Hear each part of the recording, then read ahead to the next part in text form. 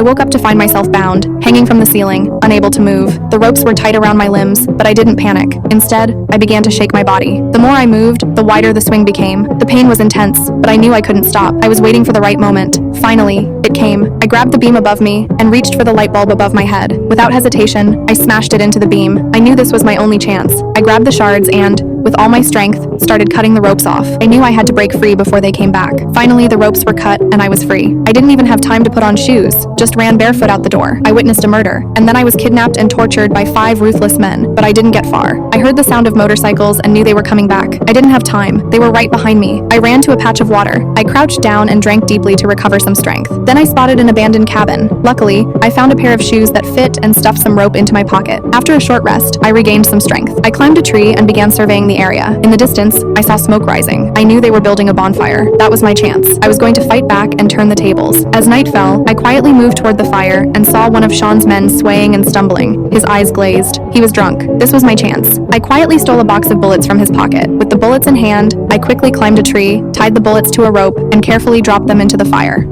Soon, the bullets in the fire exploded, and the flying shards hit Sean's men. I jumped down from the tree, thinking he was done for. But to my surprise, he was still alive. In that moment, I put on gloves and covered his mouth and nose. Despite his desperate struggles, I didn't let go until he stopped moving. The next day, while I was running through the forest, I tripped on a wire. Seeing the wire, an idea flashed in my mind. I tied the wire between 2 trees, adjusting it to the right height. Then I quickly ran into the woods to lure my target. The sound of motorcycles grew louder. They were coming. I was ready.